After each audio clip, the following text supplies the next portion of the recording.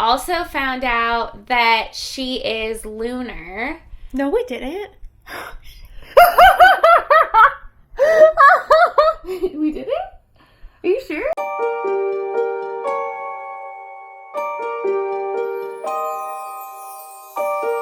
Hello everyone, and welcome back to another episode of A Can of Bookworms. My name is Victoria. My name is Sarah, in case you didn't know, in case it's your first time being here, and if it is, we're on episode 3 of the book we're on, so maybe watch other videos first. Yeah, go back to the first 2 and then you can come back and watch this one. But today we're doing part 3 of Cinder by Marissa Meyer. And last time we left off, we had found out that Cinder is immune to the leishmaniasis virus. And then we also found out that Queen Lavana is coming down to Earth for the first time. And I think, like, forever, like, a long time. So everyone's kind of flustered about that. And then, so Cinder has decided... Emperor died too, right? Oh yeah, the Emperor Riken also died. Sorry. R.I.P. Emperor Riken. Rest in peace. Long reign the Emperor? That's what they say, right? Long live the Emperor. Long live the Emperor. I like long reign the Emperor better. Actually, that sounds better. But, we'll change it. Yeah, we'll change it. So, Cinder's new plan is that she is going to run away. Well, it's not that new. She always kind of had the idea in the back of her head, but now she's sure, like, she has to run away. Mm-hmm. So, she's going to take the car that they found in the junkyard, and they're going to fix it up and drive to Europe from China. I still am just so baffled by this idea and the logistics of it, but I have faith in our girl. I think she can figure it out, okay? If anybody can figure it out, it's her. You know, I'm down for everything else, but this part is purely fiction. Yeah. So, Cinder tells Aiko about the plan to go to Europe, and she's planning on taking Aiko with her, of course. Mm-hmm. So, she goes back down to her shop, and she starts working on the car? No. She starts working on... The robot from the prince? Yeah. Okay, got it. Finally starts working on the prince's android. We're almost halfway through the book, and she has not touched the android that she got in the first chapter. Busy. Like, I mean, you're right. Like, her sister is definitely infected with the leishmaniasis virus. She's immune to the leishmaniasis virus, and the emperor just died. So, I mean, there is a lot going on. So, like, I guess girl is on FMLA, okay? She does not have time to work right now. Yeah. So, she starts working on the android, and as far as she can tell, the android is pristine. Like, everything is clean, everything has been maintained since they've gotten the android. Like, it's obvious, so, like, there's no real problems with the actual, like, surface of the android, or even in the mainframe when she went back there. There's nothing there. And so she's going through everything, and she starts doing her diagnostic checks, and everything she can tell is checking out to be okay. Mm-hmm. And then she hates to do this, but sometimes if she just can't figure out what's going on, she'll actually plug the machine into her own mainframe to see what the diagnostic problem is, which I think is kind of crazy. And even she says it in her head, like, it's a risk to take because it could override her personal mainframe. And I'm like, that's a risky business. Doesn't sound worth it to me, but whatever. And then as soon as she goes to plug in, Aiko goes, hey, what's that? And she's like, what? What are you talking about? And back in the android's mainframe, it has a whole bunch of little, like, chips that have, like, all the processing stuff in it. And along the row of chips, the last one doesn't look like the other ones. And so Cinder... After she already plugged it into herself? She did not. No, she was, like, literally just about to. Like, she was, like, right there. That's, like, an oh shit moment. Yeah, and Aiko was like, hey, what is that? So she pulls out this chip, and it's, like, nothing she's ever seen before. It's super iridescent, like almost like a million, like, shining sparkles. And she is like, what is this? And then she reads the back of the chip, and it says decom chip, which is a direct communication link chip that has been out of service for decades now. Nobody's been using direct communication chips because they already have, like, communications on the androids that come standard now anyway, so they don't need direct communication chips. But some people do use them if they want to be on a secured line, because a direct communication chip only works between two people, and no one else can log on while you're on a direct communication. So it's kind of like a secured link to someone else. So she's looking at it, and she's like, wow, who would have... This would be, if we had a sponsorship from ExpressVPN, this would be a great way to just interject it. ExpressVPN, we would like a sponsorship. I don't even know what that is. It's like how... I don't even know how to explain ExpressVPN. It's just... like, it allows you, like, to change your location. Oh, yeah. Oh, yeah, I know what you're talking about. Yes. So you can watch, like, different shows on Netflix. Yeah, I know what you're talking about. Yeah, because when I went out of the country, I always get annoyed, because I go out of the country quite frequently. Why? That it always... Privilege. Hey, I got family in other countries, okay? I can't help it. And I travel. So I can't, but... it always makes me re-log into Netflix, and I get so mad because it won't let me in. I'm just like, let me in my own account, please. Like, what are you doing? And then it's like, confirm you're traveling. And I'm just like, no, just let me in. And then my boyfriend's like, why wouldn't you have just installed a VPN? And I was like, what the heck? Does that sound like something I would know how to do? I've never even heard of VPNs except for for the TikTok. ads and the sponsorship. Yeah, because everybody's like, oh, you can access TikTok if you're not in the United States, so you might as well do, an external VPN, yeah.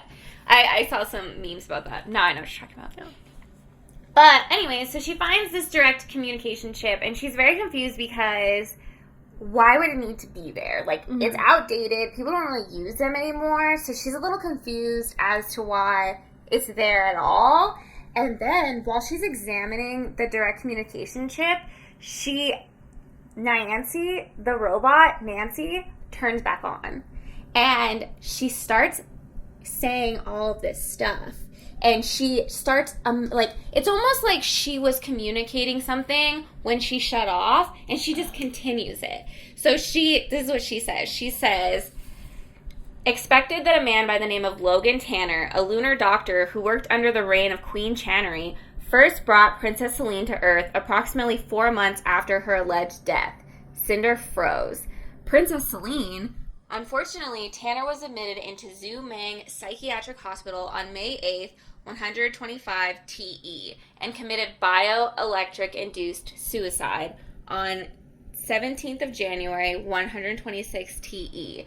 Those sources indicate that the Princess Celine has been given to another keeper years before Tanner's death. I have thus far not been able to confirm the identity of that keeper. One suspect is an ex-military pilot from the European Federation Wing Commander, Michel Benoit, who, stop communicating, what are you doing, no, stop, and then Nancy turns back on, and she's like, who are you? You're not supposed to hear this classified information, and she's like, I'm Cinder, I was hired by Prince Kai to get you functioning again, and then Nancy, she's like, well, you weren't supposed to hear any of that. Like, she's so confused. She's gonna erase her brain, or her memory, like the Men in Black. Yeah, and then Nancy, she is super confused because she's been shut off for now, like, over a month. So she's like, where am I? Like, what date is it? Because she wakes up in Cinder's little, place where she does all of her stuff in the basement. Her workshop in the basement. And so she's confused. And then Cinder's mind just starts going crazy because basically what Nancy just exposed is that the lunar heir that was supposedly killed in a fire by Queen Lavana actually lived. And she had gotten transported to Earth. So she knows now that the lunar heir is not only alive, but she's on Earth. So she's like, I need to tell Prince Kai right away. Like, I have to go tell Prince Kai. And Emperor Kai? Oh.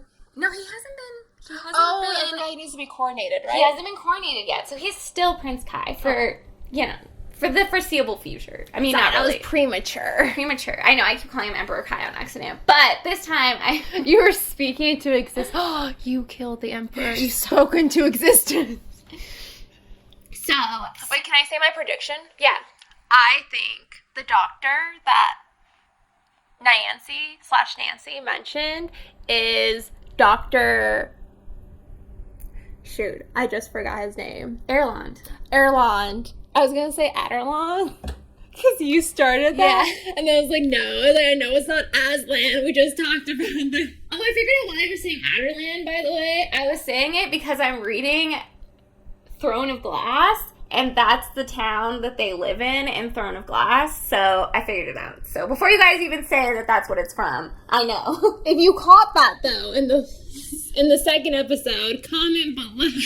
But, see, I think that the doctor that Nancy was talking about is Dr. Adderland, and that he faked his death, and that's my prediction. Oh, okay. Maybe. Like, he was that doctor, and then they thought that he died, but he actually didn't die? Yes. Okay. Yeah, that would make sense, actually. Wait, why were you so... Wait, did I not explain it well? Because you seemed very confused by my prediction. I think I just needed a second. But I get it now. Do you need your comm system updated, too? Yeah. Is it outdated? For sure. For sure do. But yeah, that's my prediction. So Cinder decides that she needs to figure out what this chip is so she can tell Prince Kai exactly why the Nancy, but her name is Nancy. I'm not going to call her Nancy anymore from this point on because I think the spelling of her name should be Nancy. So we're going to go with that. Anyways, so, sorry to change it up on you guys. Nancy/Nancy. I can't stop reading it and saying Nancy. Is it so? Where did Nancy come from then? That's what the person in the audiobook says. They say Nancy. They call her Nancy. But her name is spelled Niansi. So it's Nancy. Maybe it's supposed to be Nancy? Like Nancy? And maybe that's why it sounds like Nancy? Maybe. But I like Nancy. That sounds more best. futuristic. Yeah, it sounds like Android-y. Exactly. That to me anyways. Sorry, Melissa Meyer, if that was not your intention. She's gonna come for you in the comments and butcher you for butchering all the names with the doctor, the robot. I'm okay with it. It's fine. Okay? I deserve it if I'm wrong. Anyways, so she decides she's got to figure out what's going on with this chip. So she plugs the chip. Wait, sorry, pause. I know I keep interrupting you. For what Nancy was saying, was that part of the chip, or is the chip completely separate from what she just said? So, the chip is why she wasn't working. Oh. But the information that she had was information that she was supposed to be relaying to Prince Kai. So she was doing research for Prince Kai, because remember he had told Torin he was looking into the lost heir of Lunar and if she was still alive, and that he had found sources that said she was still alive. So he was researching all of that stuff through Nancy. So that's why when she had shut off, she had been relaying that information to someone. And just kind of like almost like malware. I mean, I know we don't know what it is yet. But exactly. Like, it was a chip that did not match her programming. And Cinder doesn't know who put it in there, what it is, or what its purpose was either, and who was using it. So she goes to plug the chip into her port screen to see if anything will come up. And it's just showing, like, busy signals, like, nothing's loading. It's basically just like that, like, circle of death on your computer. Like, it's just, like, circling. The blue screen of death. Yeah. So it's just circling, and she can't figure out. There's no one on the other side. So how much she's not going to put it in herself. She doesn't. Oh, okay. I thought you were like, she does. She leaves it connected to her port screen, and then she decides that she has to go to see Prince Kai right away. Speak into existence. And return Nancy to Prince Kai right away. And she wants to talk to him too, so she can tell him that she found the chip and everything that she found. So she goes down to the palace, and she is surprised to find that there's an entire crowd of people outside of the palace, and they're all protesting. So they all have signs that say "No Moon Queen" and like we don't want to be controlled and like all this stuff. We don't want a dictatorship. stuff like that. Like, everybody has signs, and everybody's, like, really, really mad. So Cinder has to, like, snake her way through this whole big crowd to get up to the front gate to talk to a guard. And she's like, hey, I was working on the prince's android, and I need to speak to him right away. This is his android. And they're like, well, does the android have an ID? And she's like, and then Nancy's pulls out her arm, and they scan it, and they see she's a royal android. So they're like, okay, she can come in. And then Cinder goes to sneak in past her, and he closes the gate. And he's like, no, you can't get through without a pass. And she's like, well, I'm with robot was yeah, that's what she's like. She's like, I'm with the android. We're together. Like, let me in. He's That's like, my friend, I swear. yeah.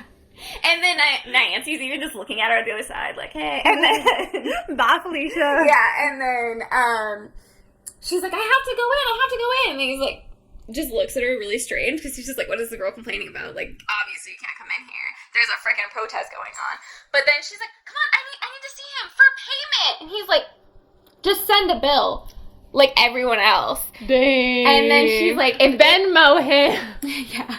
And then Nancy turns and she goes, I'll let the prince know that you want to speak with him, and I'm sure he can send you a pass if he wants to give you a pass, basically. And she's like, okay. And then she kind of feels stupid because she realizes she was being kind of ridiculous. And honestly, the only reason she really wants to see the prince is because she wants to. Like, obviously, Nancy can fill him in on everything. So she steps back and she joins the crowd of everybody else, and she's just going to wait to see what happens. And then, as all these people are protesting, it starts getting a little rowdy. People are pushing up against the gate, especially because it opened that small, tiny amount. People tried to, like, rush through, and everybody's just being, like, very unruly. So Cinder is there, and she's trying to just wait it out and hopefully nothing happens. But then she looks up and there's a figure standing at the balcony. And she looks up and it's the most beautiful person she's ever seen in her life. And it's Queen Lavana. And Queen Lavana... Already? Yeah, she's there. She landed at the end of the last episode. Oh, I forgot about that. Yeah. So she comes out and she's like, she glamours the entire protesters, and she's like, go home, nothing is wrong, everything is good. Like, she basically, like, dismisses all of them, and she's just like, hello. And even Cinder is overcome with this feeling of, like, how trustworthy she is and how beautiful she is and how she would be the best leader ever. And then everybody literally just drops everything, all their signs, everything, and just walks home in, like, a zombie-like state and says absolutely nothing. And Cinder was hoping that at least they would have some sort of resistance. And Cinder, even though she was glamored, she was able to resist it after a few seconds. Was it because of her cyborgness, or? No. So cyborgs aren't immune or have resistance to glamours? No? Okay. No. So, but I think that he did say that she was lunar. I think we did do that in the last episode. Yeah, we definitely did. This is the last thing that we went through, is that she was lunar, I promise. Are you sure? Yeah, he said she was a shell that didn't have any powers. Are you sure? Yeah. Is it the end of the last episode? I promise you. I really don't remember that. Yeah, he tells her she's a lunar shell. Right here. I'm telling you, I did say it. I promise. So we do know she's a lunar. I knew it. Okay. I knew it. Okay. Want to start over? I'm just kidding. So even though Cinder is supposed to be a lunar shell and she's supposed to be immune to glamour, she was glamored at first. Uh-huh. And then somehow she was able to, like, resist it after a little while. Or maybe that's how it works. Like, maybe... Yeah, maybe. But then all the other people did not resist it. They just walked away. Yeah, but they're not shells. Maybe that's how it works with shells, is that they can resist it. Maybe. Yeah, maybe. Like, maybe it's like a power that has to be, like, you know, I'm sorry unleashed. for doubting you about It's okay. saying that Cinder is lunar. So, yeah, I forgot about that. Last episode. I knew it. Anyways, so she's lunar. She's supposed to be a lunar shell, but she was able to completely block out the queen's power. So she was a little confused by that. And then... What does she look like? Queen Lavana? Yeah. So they said she's just, like, extremely beautiful. That's pretty much what they say, is, like, she's, like, shockingly beautiful. They don't really go too much into her, like, features as much. I think she has, like, pale skin. Like, you know, glass skin kind of thing. Yeah. But other than that, they don't go into, like, I don't even know if they mention, like, what her hair color is. Okay. So I don't even know. But she's strikingly beautiful. She's the most beautiful person you've ever seen in your entire life. Ever. So, like, Margot Robbie. But, so they basically, she is in the audience and everyone else is disappearing, and then all of a sudden, Queen Lavana links eyes with Cinder, and she sees her. And not only does she see her, her eyes are, like, boring into her. Like, she, like, literally staring at her, like, she's gonna just, like, jump down there and, like, kill her herself. Girl got caught. Yeah, literally. So she gets so mad, and then she just turns and storms away, and Cinder is just left with this, like, chill all over her body. Like, she does not know what just happened, but obviously the queen recognized her as a lunar. And so she is super freaked out. And then Queen Lavana goes in, and she goes directly to Prince Kai and tells him... Wait. Sorry. Why? And maybe this is because I don't remember that you revealed that Cinder was a lunar, but why does she take Dr. Erlen's word for it? Well, she has the lie detector. Oh, I forgot about that. Yeah, she has a lie detector in her mainframe, so she knows if someone's lying. And when he said she was lunar, he was not lying. Okay, but there was no, I don't know, like, test results or... Well, he said according to... They did take blood from her, do a bunch of tests. Yeah. He said according to the test, she is lunar. Okay. I don't know, maybe it's hard to trust doctors in this day and age. Yeah. Maybe that's just where my skepticism comes from. And he says she's a lunar shell. Which the lunar shells are basically just like humans. Well, no, sorry, they're not like humans at all. They resist glamours is what they do. So, and on Luna, they're banned. So they're immediately taken when they're babies and killed. Because the queen doesn't want any shells around. Because she doesn't want anyone around that she can't control. So every time there's a shell born, she confiscates them from their home and kills them. So, no shells on Luna. And that's why when she sees Cinder, she runs directly to Prince Kai, and she accuses him of harboring lunar fugitives. Ooh.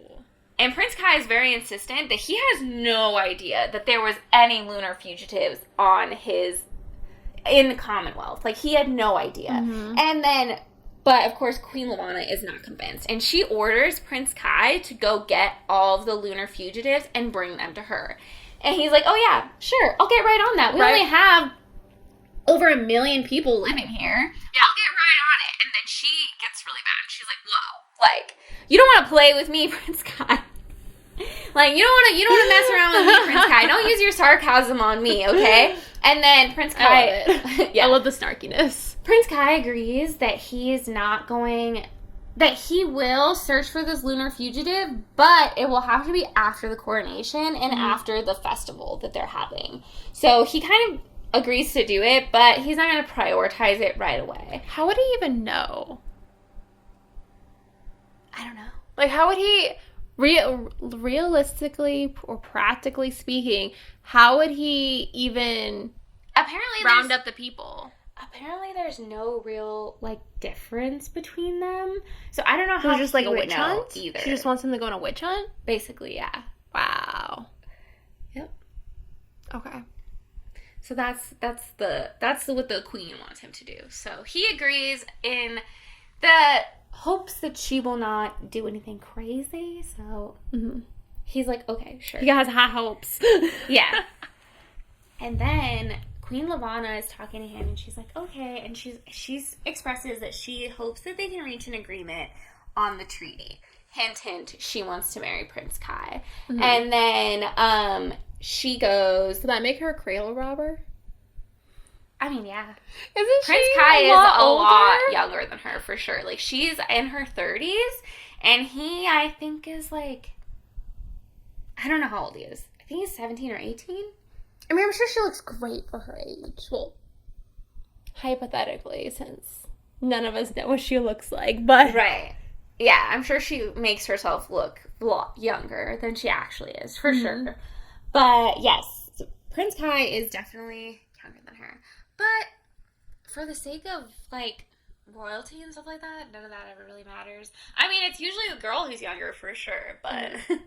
They have the roles swapped here. Yeah, but no one really, I don't think people really care about age. She's like, you're going to be emperor? Okay, you need an empress now. Age is just a number with royalty. Yeah, literally. So, Queen Lavanna says that she has a gift that she brought with her from Luna.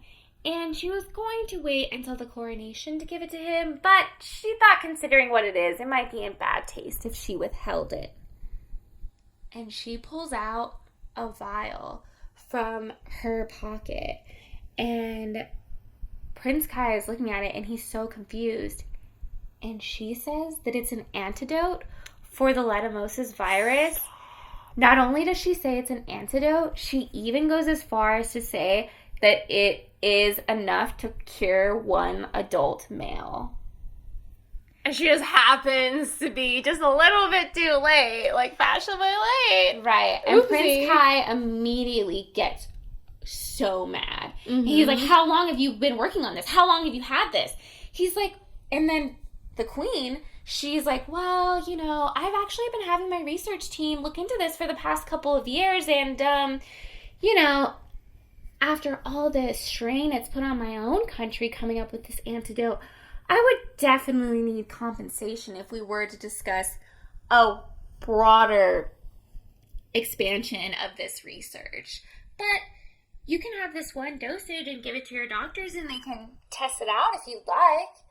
And Prince Kai is fuming because he knows that she definitely had the antidote at the time that his father was sick with the Leishmaniasis virus and purposely withheld it until after he had passed. And she's not even really trying to hide it.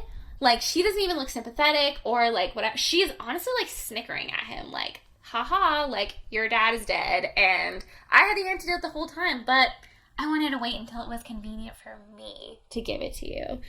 And so Prince Kai is fuming. And then they kind of end their meeting, and Prince Kai immediately wants to go to see Dr. Erland and give him the antidote so he can start working on it to see if it can be replicated.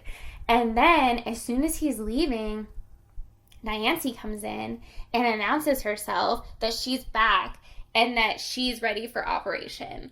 And Prince Kai can't believe to see her, and he's like, where's the mechanic that was working on you? Where's Cinder? She's like, oh, she's waiting at the gate. Like, she just needs a pass. So he calms her pass right away. And then Cinder makes her way into the castle to go meet Prince Kai.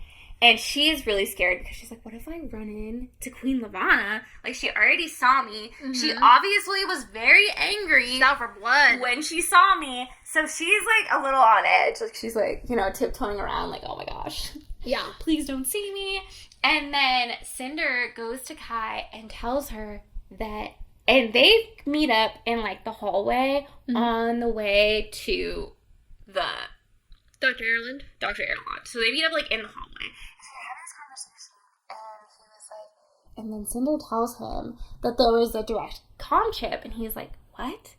I didn't place any direct com chip. He's like, I don't even use direct links. Like, the only time we use direct links is when they're doing like a worldwide conference. They'll use direct calls to make sure that the lines are secure.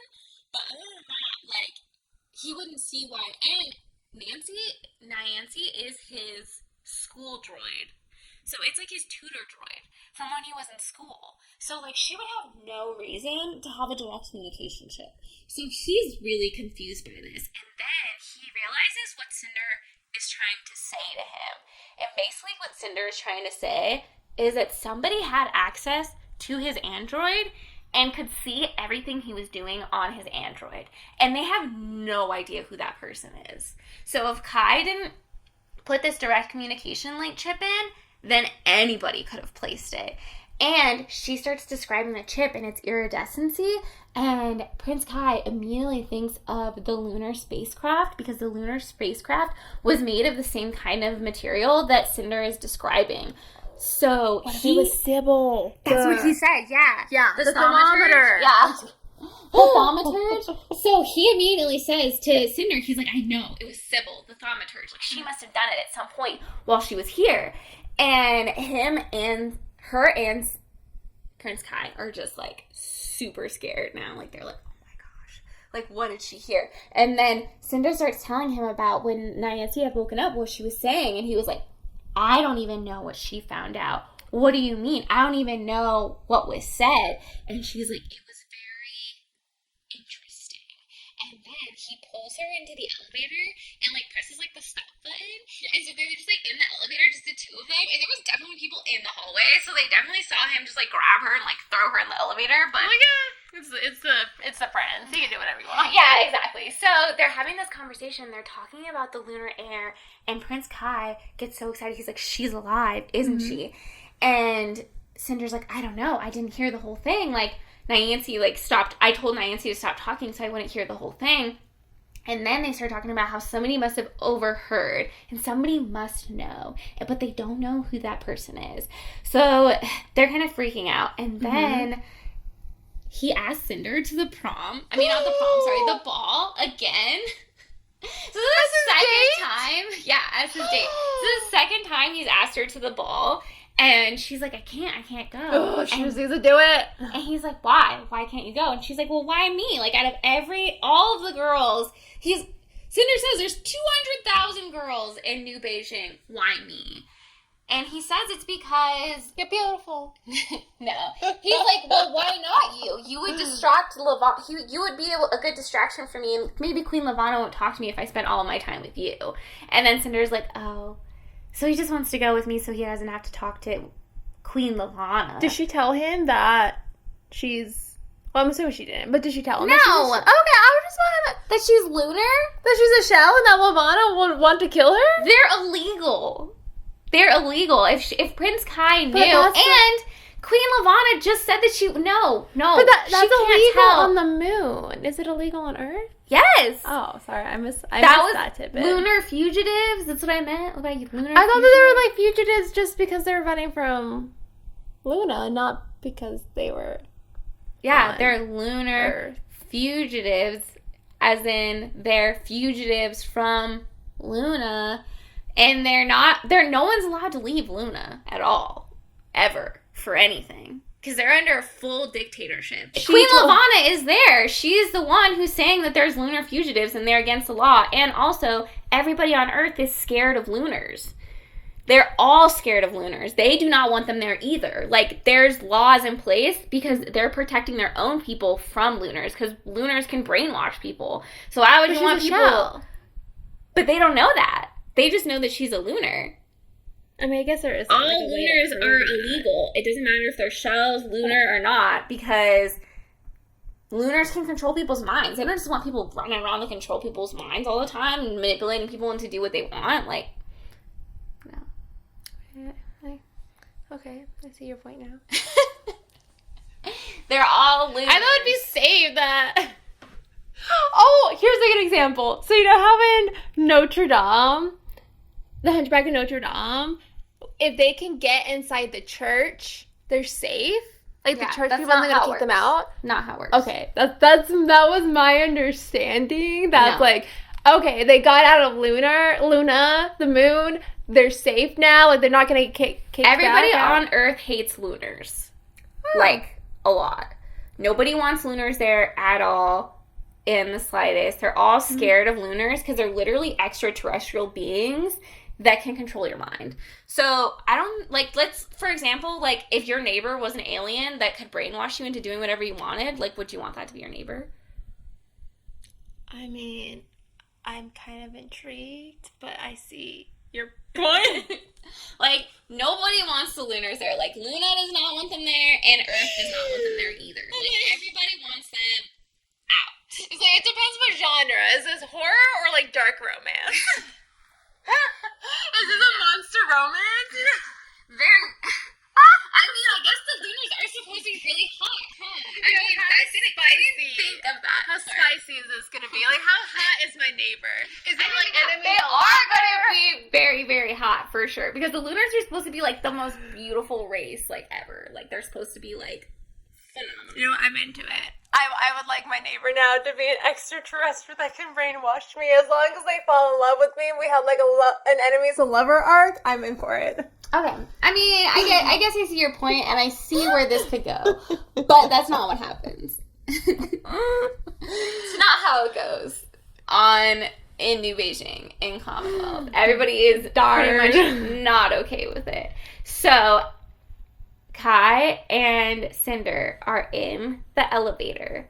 And Kai starts talking to Cinder in, like, kind of like a cryptic way, where he doesn't really say what he's talking about, but he asks her, and he's like, I mean, they are in an elevator, so they're close together, but they're, like, really close together. Like, they're almost touching. Like, they're so close together. And even when they got pushed into the elevator, like, Cinder, like, leaned her arm up against him, and, like, they're closer than they've ever been before. So they're talking, and they're, like, face to face, and he's asking. He kisses her. I'm just kidding. Sorry. He's like, what would you do if you had the power to save everyone, but by doing so, it would ruin your life? And Cinder goes, well, I mean, it would save millions, right? Yes, it would. Well, then, I guess there's not really, like, a way to get out of that. Like, if I had of course I would do it. You're right. There is no choice. And then he leans in, and he's like, well, my life is about to be ruined anyways. Sorry if this is inappropriate. And he goes to kiss her. I was right? Yeah, he goes to kiss her. But all of a sudden, Cinder, like, crumbles over in pain and starts, she literally, like, faints. Like, she did that one time when Dr. Erlon touched her. Come on. And she's, like, literally, like, healing over in, like, excruciating pain. And Kai's just like, oh, my God, like, what did I do? I'm so sorry. Like, I don't know what I did. And then she's like, no, it's okay. I'm totally fine. It's fine. The idea of your kids, like, literally just killed me inside. Yeah, she's, like, literally, like, scrunching over, like, it's fine. I'm totally okay. Don't even worry about it. It's not a big deal. And he's like, let's go see if Dr. Erlon can fit you into his busy schedule. I was on my way to see him anyways. And then she's like, oh, crap. Dr. Erlon, I'm not even supposed to be here. But what she did is say no to the prince, and he's very assistant. I mean, she did just reject his kiss. Technically. Yeah. So she takes him to go see Dr. Erlon, and then Prince Kai reveals the antidote right in front of Cinder. So he says, here, I came here to give you this. Mm-hmm. Well, at first he's like, hey, check out Cinder. Like, something's wrong with her. She just fainted. He said she had one of those fainting spells again. Like, I need you to look at her.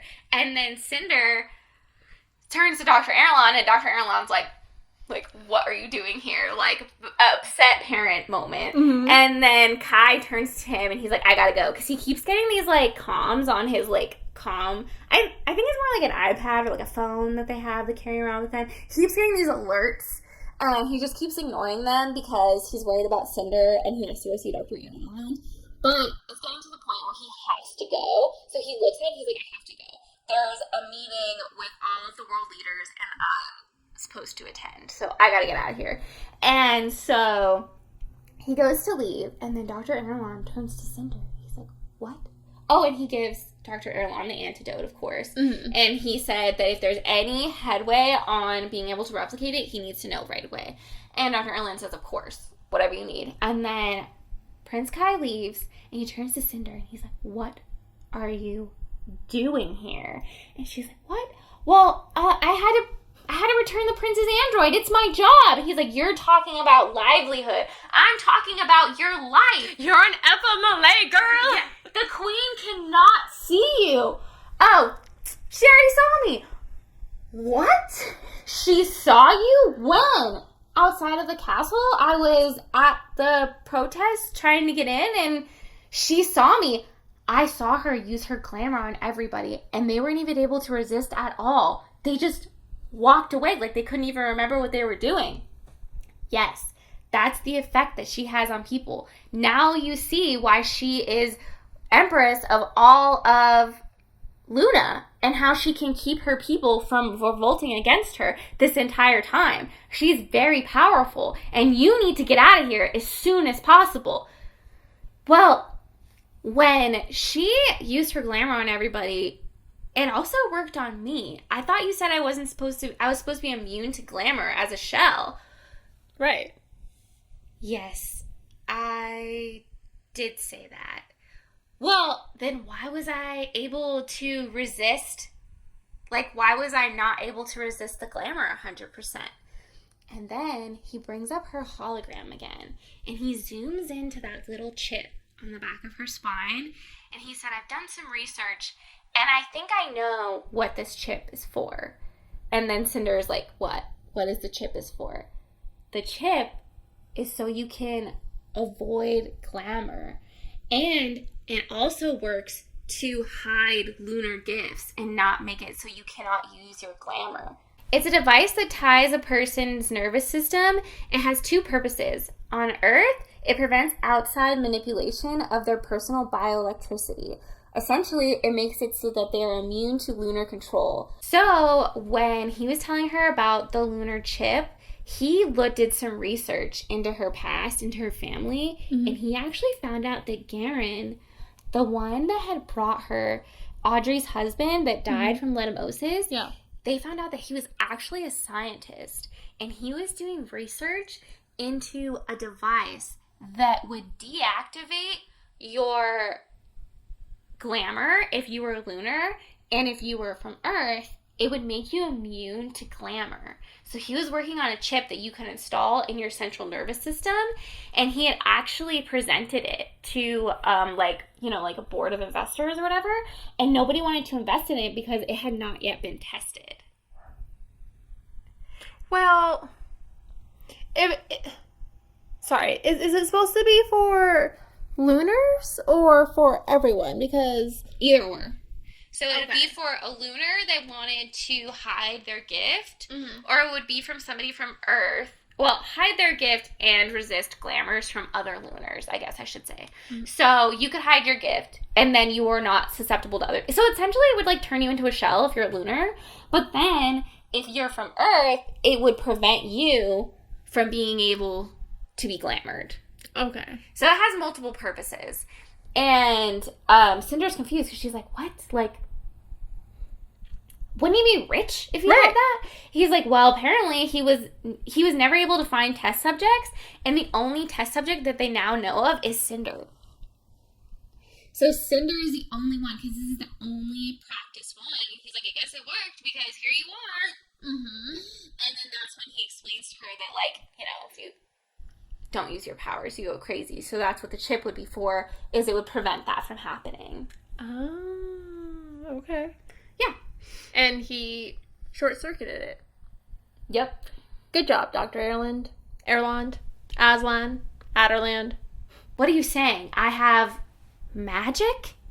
It's not magic, Cinder. Don't call it that. You're just feeding into their egos when you say that. The ignorance. Yeah, you're just feeding into their egos when they say that. It's not magic.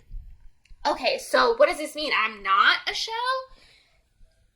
No, you're not a shell. And your powers are returning. That's why you keep having these fainting spells. Because I guess she notices he has a gold ring on his finger. I don't know if it has, like, bioelectricity in it or what, But he basically overrode the chip when he did that thing on her spine with the ring that he has on his finger. And she notices, and she's like, what did you do to me? And he's like, well, I temporarily overrode your chip, and ever since I did that, it's malfunctioning, so it's not working anymore. So eventually you're going to regain full magnitude of your powers. What? I'm going to have magic? He's like, stop calling it out. Yeah. I'm going to have he's like, yes, unfortunately so. And the more stressful situations you're in, the more it will come out. What was happening when your chip malfunctioned the last time? Wink, wink. Wink, wink. Yeah, exactly. And then she just ignores it, and she's like, so what does this mean? And he's like, well, you're going to have to start using your powers, because when lunars don't use their powers, they go crazy. Because basically you have to use it, or your mind like starts like going crazy, basically, because you're not using your like gifts that you were born with. Like you sort of like almost like short circuiting, like your brain just doesn't work as well anymore. Something. And that's why Dr. Erland is so quirky and weird. So I called it. First episode. I was like, he's a lunar. He glamored her with the whole wrench situation. So he turns and he's like, if we don't use our powers, we start going crazy. And then Cinder turns and goes, our powers? Yes. So you're lunar. Like, you're lunar? Yes, I am. Well, does the prince know? No, of course the Prince Kai does not know.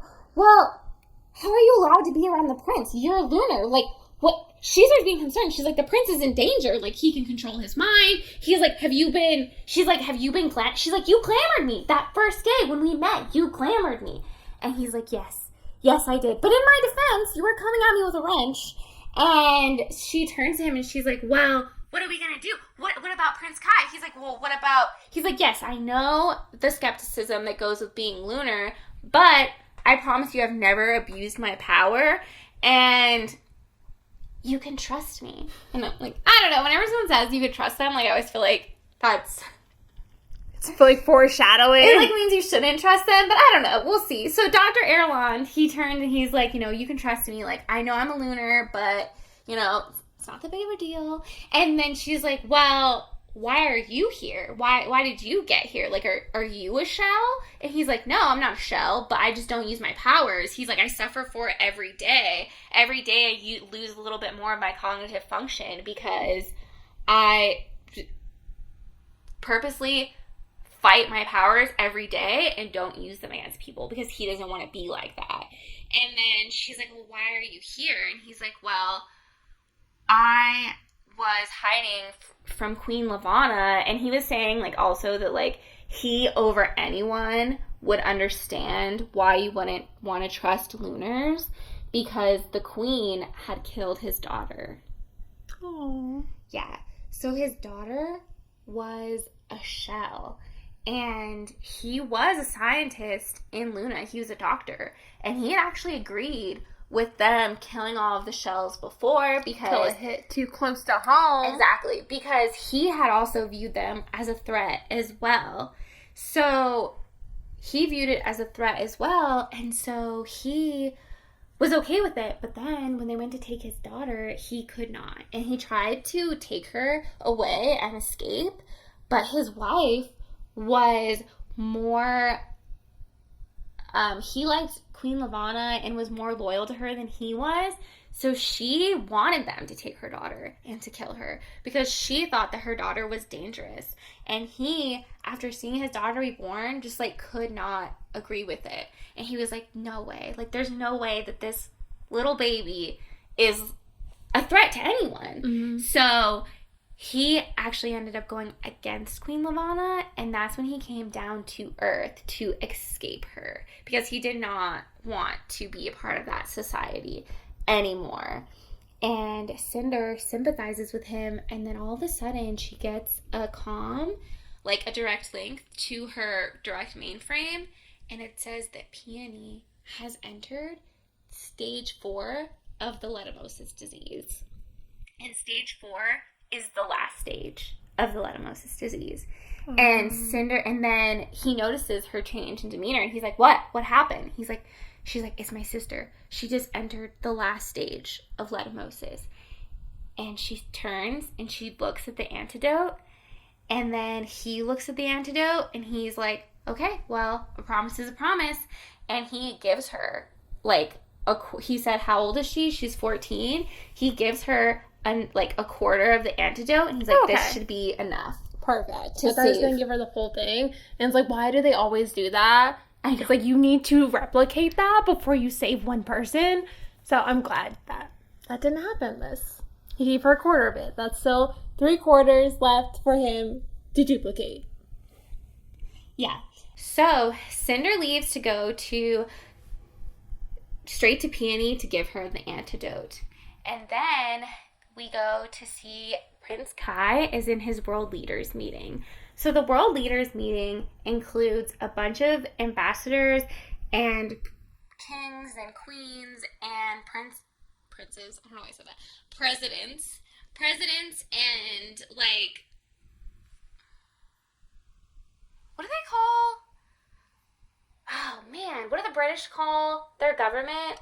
I know it's Parliament. The Prime Minister, thank you. And the Prime Minister. So there's the Prime Minister of Africa is there. The Prime Minister of United Kingdom is there. And then there's also somebody representing South America. There's the President of the United States.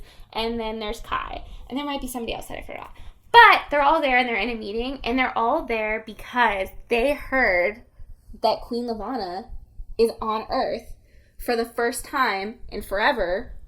So they all get really concerned. And they're like, what does this mean? Why is she here?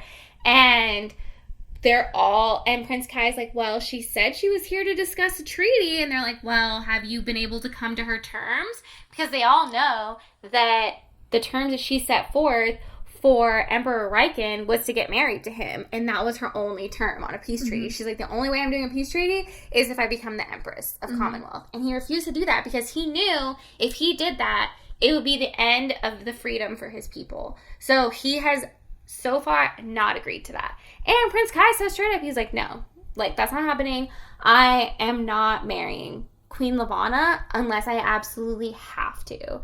And they're like, well, what are we going to do? We have to come up with a plan if she's going to try and enact war against us. He's like, well, we should definitely prepare for war if she is going to do that. But it does seem like she seems willing to discuss the peace treaty.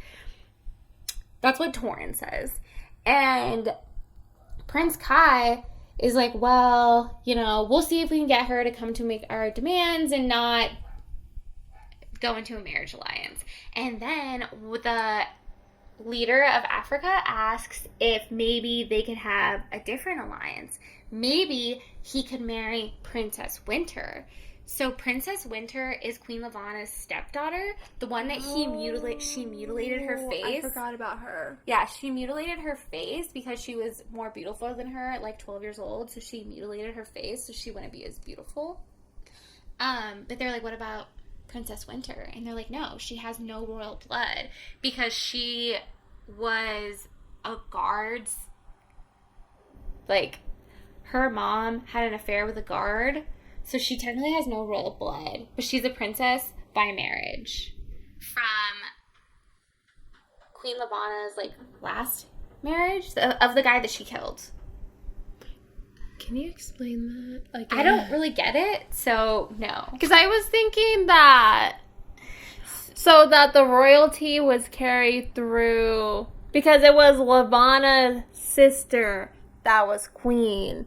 So I thought Winter was her she had married Winter's dad, who was in royalty. So which is why because Winter was already born, and she was Lavanna's stepdaughter, which is why Winter had no royalty. That was my understanding. Winter has no royalty, because that's her stepdaughter. Correct. But I don't know who her parent is that makes her the stepdaughter. Because if it's her husband who died's daughter, Oh, that makes sense. Yes. It's her husband who died's daughter. Okay, where did the guard situation come? They said that her dad was just a royal guard, so I'm confused. Like, did Levana marry a royal guard? That's what it sounds like. That doesn't make any sense. I just know she killed her husband. So they'll probably get into that later. But they propose. This is a book series. Yeah, this is a book series, okay? So I'm not sure.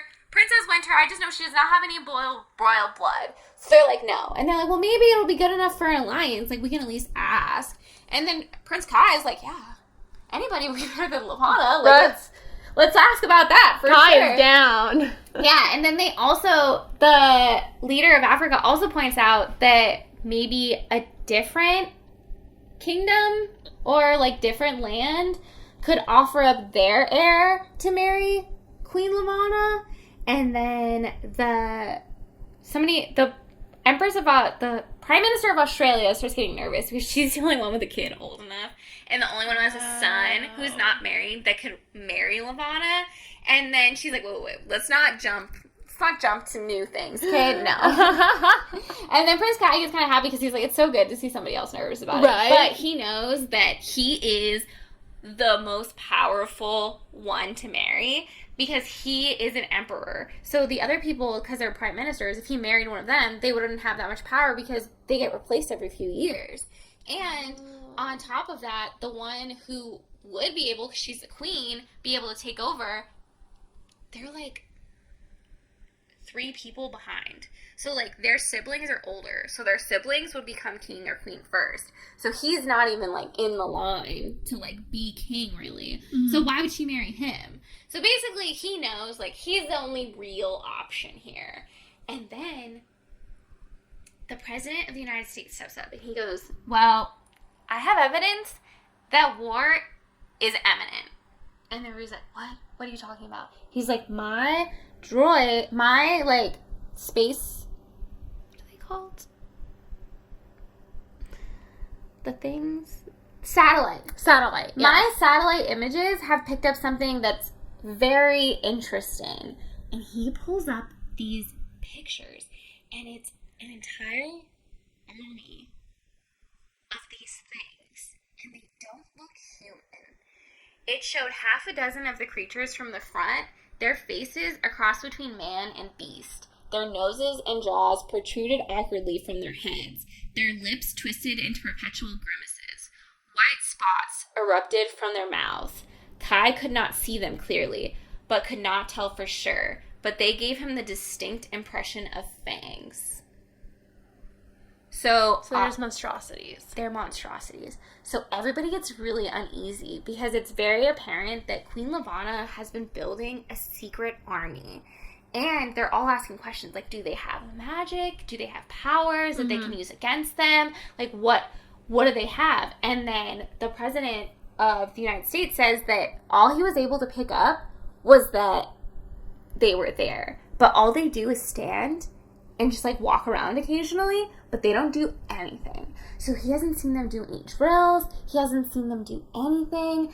And they don't know if they have powers. They don't know. And then Torin points out, like, they don't really know what they do with the shells when they confiscate them.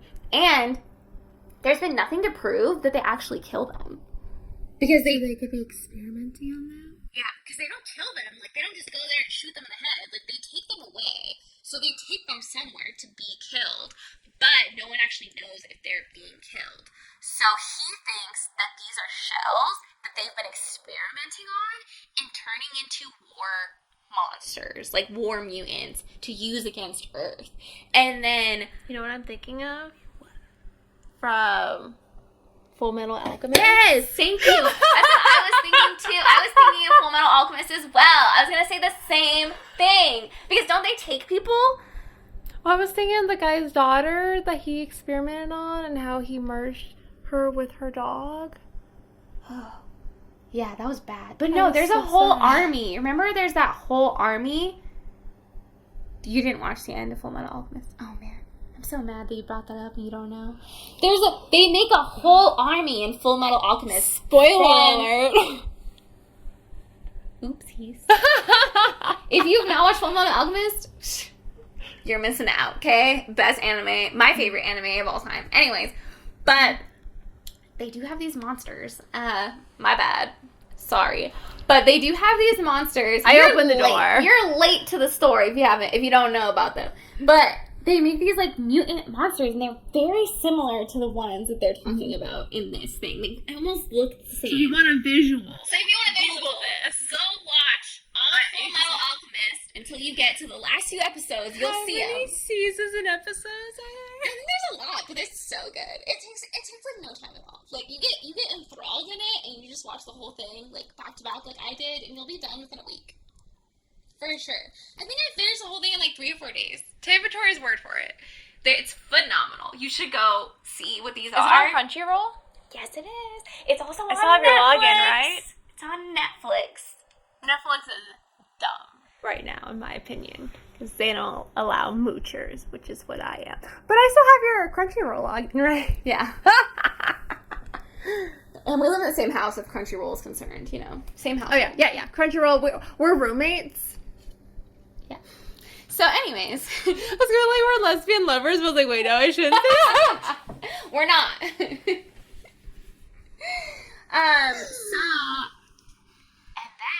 So they start talking about these mutant things. Everybody gets really concerned because they're like, okay. And then Prince Kai is like, you guys don't see what this is? And they're like, what? What do you mean? They're like, you don't see why she's doing this? What do you mean? This is a threat. A threat to all of us? He thinks she's going to attack us any day now?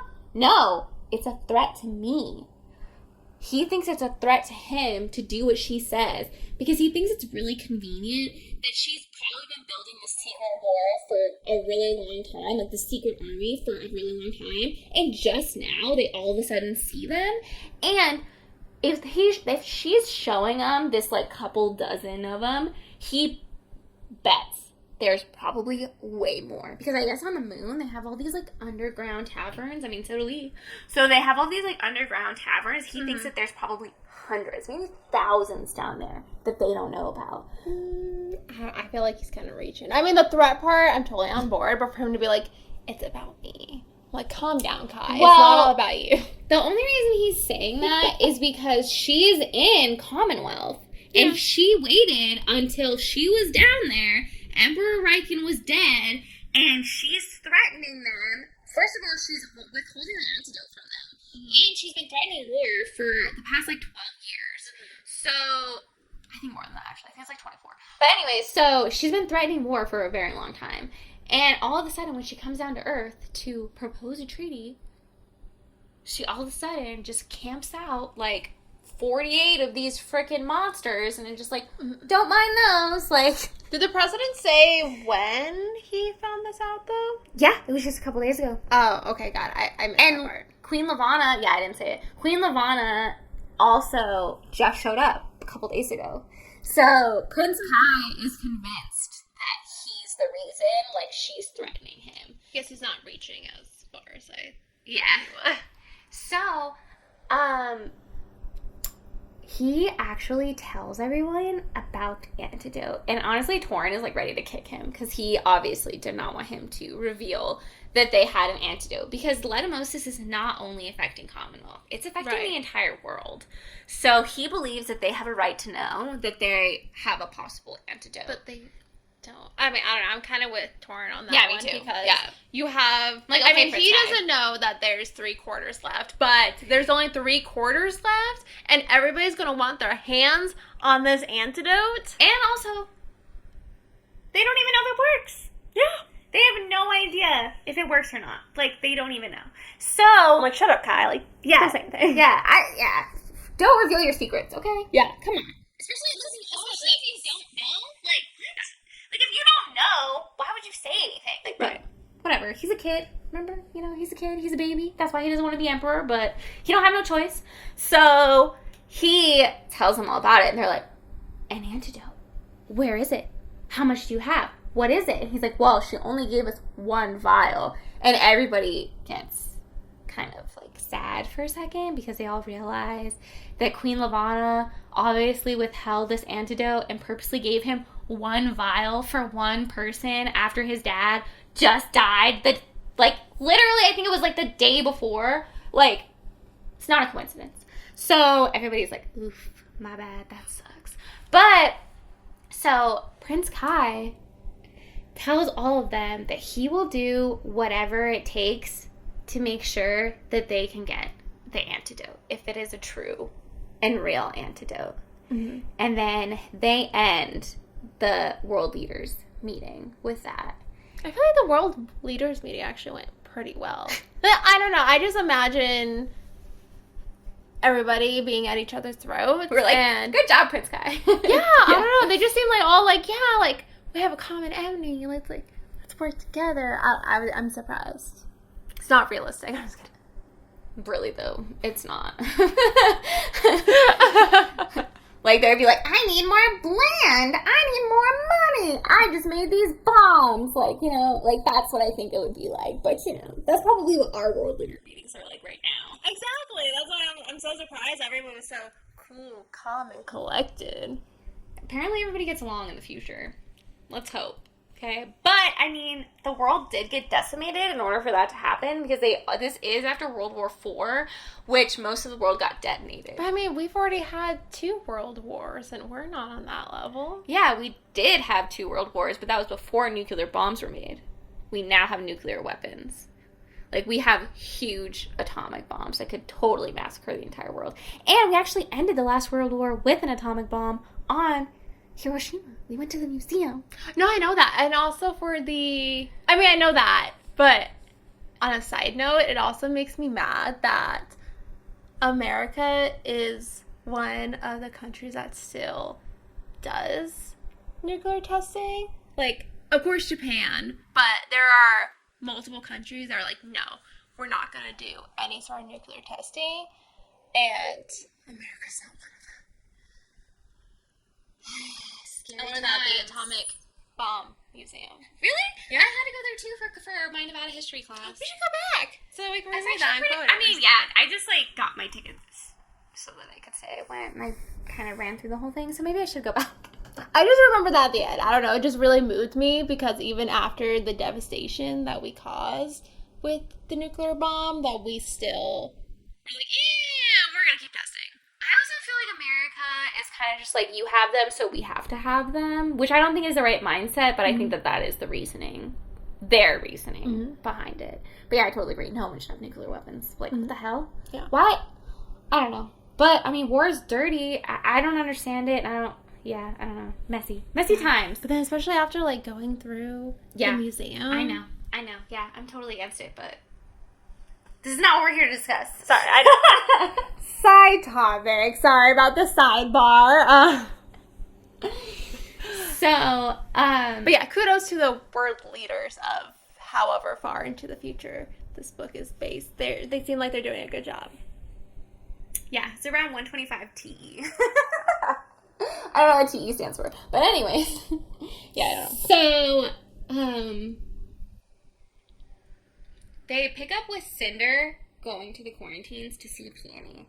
And she's trying to go as fast as she can to the quarantines to make sure she can get She's to like on the Peony verge of death now, right? Literally. She's on the verge of death. So, she gets to the quarantines and she can't find Peony. But then she recognizes her blanket. And she goes, and Peony is literally like a skeleton of her former self. Like, her fingers are all blue. She has blue blotches now, like, everywhere. Her eyes are hollowed out. She looks really, really bad. And when she goes to shake her awake, she doesn't wake up. And Cinder gets really scared, but then she hears, like, a little groan from Peony. Okay. And then she lifts Peony up, and she said, Peony, you have to wake up. You have to get up. I have the antidote. And Peony looks up to her. She's, Mom? She's like, no, Peony, I'm not Mom. It's me. Mom's at home. I need you to take this. I need you to drink it. And she, like, picks her up and, like, holds her up against herself so that she's standing up. And she tries to bring it to her mouth. But Peony stopped moving. And Peony has this blank look in her eyes. And she realizes that Peony is no longer breathing. Stop! And she has, like, a glazed look in her eye.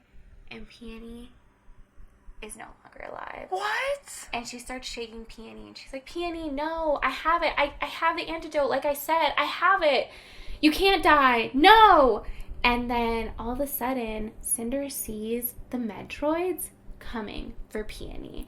And she immediately grabs her wrist, and she's like, no, you can't have it. You can't have it. Because remember, last time she was there, they were stealing ID chips. So she's like, no, you can't have this one. You can't have it. And then the Medroid comes with a scalpel and starts going towards Peony. And so Cinder fights the Medroid and just dismantles it. Where's that hover belt when she needs it? Yeah. And she ends up dismantling the Medroid, and she gets the scalpel blade, and she takes Peony's ID chip out by herself. She, like, cuts into her and takes the ID chip out and, like, basically, like, clasps it in her hand and then, like, puts it in her pocket, and then she goes to leave. But all of a sudden, she hears a voice. And all of the people in there are looking at her because they just saw her fight off this Medroid. And take out an ID chip Yeah. from a dead body. Yeah. So she's like, hears his voice, and she turns, and it's this curled up little boy, and he's singing. He's going, ashes, ashes, they all fall down. And she recognizes him. It's The shop owner? the shop owner's son. So she goes over to him, and she goes up to him, and she's like, hey, I need you to take this. Wait, when did he get sick? I don't know. But it's him. He had got admitted at some point. She didn't know he was admitted either. She goes up to him, and she holds the antidote up to his mouth, and she doesn't run away until she sees him put the antidote in his mouth. And then she runs away. Did Peony really just die? Yeah. Peony died. Have you seen Grave of the Fireflies? No. Okay, good. Because do you know the premise of it? No. I don't even know what you're talking about. It's by Miyazaki, Studio Ghibli. Oh. It is so heartbreaking, though. It's about two little kids, brother and sister, going through, I think it's World War II. Concentration camp? No, but Okay. it's like the time of the bombings and everything, and they lose their mom. In Japan. Yeah, Okay, sorry, got it. in Japan. Okay, I was thinking emergently Germany. No, sorry. Concentration camp. But they go to live with their aunt and uncle, and then their aunt and uncle mistreat them. So then they go, and I did watch this years ago, and I was so traumatized. I never watched it again. So if I'm remembering things incorrectly, I'm sorry. But so then they go to live on their own, and like they bathe in the river. So of course they're getting like diseases from bathing in the river, and they can't afford food. And so you just see them go through all these hardships and everything. And at the very end, the little boy gets enough money to get them food. And he gets his little sister watermelon. And he brings her the watermelon. And he's trying to feed it to her. And she died from starvation. Ah, that's terrible. Yeah, it's kind of like that. Pretty much, yeah. Super sad. So Peony died. Peony has succumbed to the leishmaniasis disease, and when Cinder's so upset because she also, when she was in the elevator with Prince Kai, she had gotten him to agree that if Peony was to get better, that he would dance with her at the ball.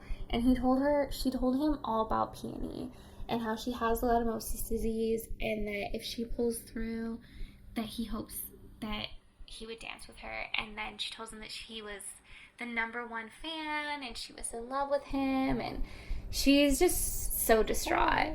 So she leaves the quarantines, and then all of a sudden she gets surrounded by police vehicles.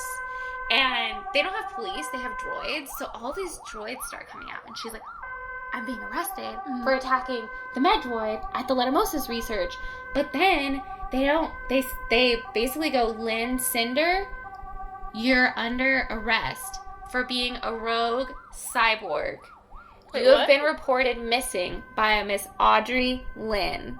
So Audrey reported her missing because when she was in the quarantines with Peony, she kept getting these like comms from Audrey to come home right away, and she didn't answer any of them. So Audrey called the police to go get her and said that she was a runaway cyborg. And they told her that if they went with her, she would, like, basically they would give her a pass. Like, come with us freely and we'll take you back to your ward and you'll be fine. How bad is it to be a runaway cyborg? Because it's not just like a teenager just running away, right? I don't know exactly what they would do. Like, I don't think they would probably just take you to the draft, honestly. I don't think they would even put you in jail. Like, I think they would just be like, okay, well, time to go. Wow. But they don't Basically death say, sentence. yeah, they don't say what would have really happened to her if, like, Audrey would have, or, like, really pressed charges against her and, like, gotten her taken away. I don't know. So she goes back. They take her back to see Audrey. And the whole time Cinder is, like, thinking about what she's going to say. Like, she's going to get so mad and she's going to, like, tell her off. And then she gets there and Audrey is mad. She is fuming. But what? Because she had been calling Cinder and Cinder didn't answer. And she's like, I have been trying to calm you for the past few hours. And I saw that you ordered a hover to the palace. What were you doing going to the palace? And where did you get that money from, Cinder? She's like, well, I was fixing the prince's android and I was returning it to him. It had been fixed. Well, I have awarded you all of the freedoms this entire time, and you obviously are taking advantage of them. You're stealing from me. You're doing these things. Stealing from you? What are you talking about? I'm talking about the 600 units for your new appendage. And she looks down at Cinder's foot, and she's like, yeah, I looked through Aiko's memories. And I saw that you spent 600 units on a new foot. And you guys were messing with my pearls from Garen because Aiko was messing with her pearls, like, earlier, like, in the week. She was just wearing them, like, fashionably because She's a little fashion diva. She's a little fashionista, you know? Mm-hmm. So she's like, and I saw that you were messing with my pearls. This will not be tolerated. And you're going to give me my 600 units back, and you're gonna pull your weight because now I have a funeral to prepare for, and that 600 units would have bought me a nice plaque for Peony. And then Cinder thinks, well, that's not gonna bring her back, but she doesn't say anything. And then Audrey is like about to cry, and she's like, you need to pull your weight and you need to give me your fair share, and you need to leave your foot with me, and I'm going to sell it until you find one that's more reasonably priced. Yeah, she literally takes her foot. What? Yep, she takes her foot, and then she's like, you'll see that I already started selling off some personal items, and I've left some stuff on your bed that couldn't be sold. And so Cinder just storms off and goes into her room, and she just wants to be alone. And she gets so mad, she just wants to, like, throw a tantrum and, like, throw everything off the walls and just, like, get super pissed off. But she controls herself. And Audrey even tells her that she wishes she would have died in her hover accident and never been taken to her family. And Cinder says, she's like, I didn't ask for any of this. I didn't ask to be saved. I didn't ask to be a cyborg. I didn't ask for any of this. And then she goes into her room and she finds a pile of things. And one of them is a mag belt from, not a mag belt, but I can't think of it. So she finds some treads on her bed, some old treads that have, like, holes and, like, pebbles stuck in them. Mm-hmm. And she finds 2 android arms and an old fan. And they're Aiko's. No! She went and sold Aiko off for parts. Yeah. I thought Aiko went with her. No. So she starts going through all of the pieces carefully, not to miss anything. And then finally, at the bottom of the pile, she finds what she was looking for. Aiko's personality chip. And she takes it and she hides it. And she hopes that one day she can bring Aiko back and find a different android body for her. And then that is the end of Cinder, part 3. So we just lost Peony and Aiko? I know! I couldn't believe... yeah, they dismantled Aiko and she sold her for parts. But she does still have the personality chip, so there's a chance that she can bring her back.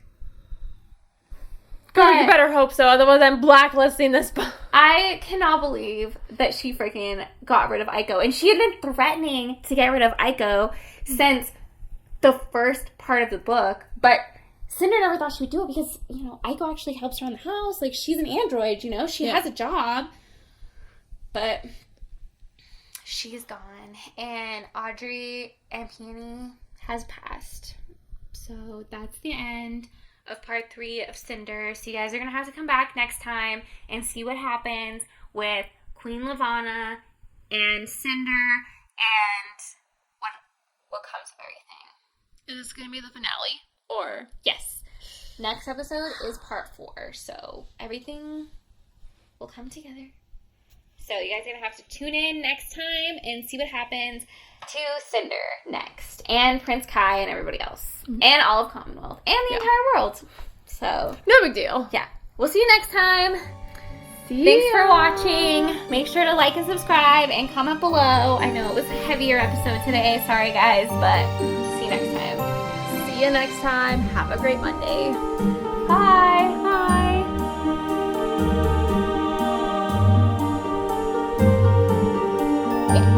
I feel like the ID chip for some reason got me. The Aiko dismantling got me more than Peony did. Like, cause I was like ready for Peony to die. Yeah. I was not ready for Aiko to be dismantled. Like, I was like,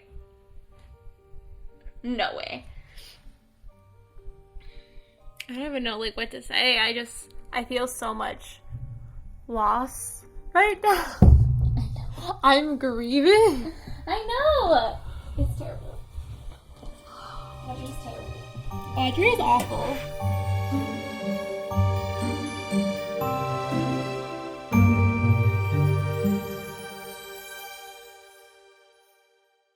Hello everyone, and welcome back to another episode of A Can of Bookworms. So this week we're going to be doing Cinder Part 3. So if you guys haven't watched the first 2 episodes, make sure to go back and watch those first 2 episodes before watching this one. Yeah. Yep.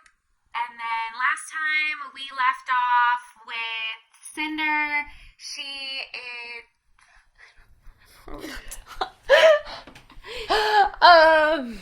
Last time the Emperor died.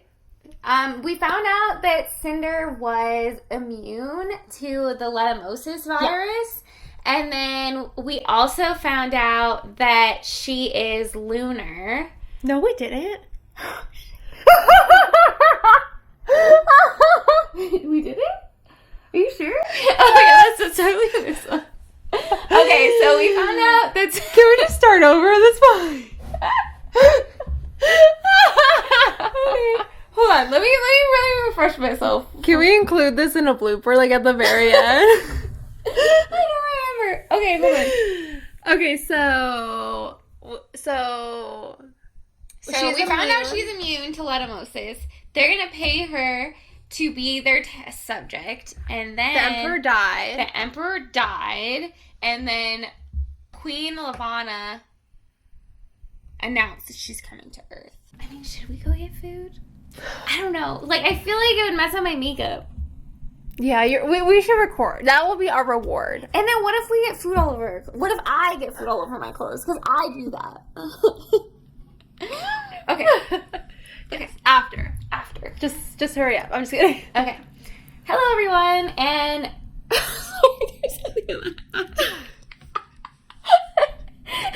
We're off to a great start today. Burst the battery and... Okay. We have some technical difficulties. I don't know what just happened. Something was like piercing my eye and now it's gone. Okay. Hopefully it doesn't come back, but I feel like it probably will. Okay.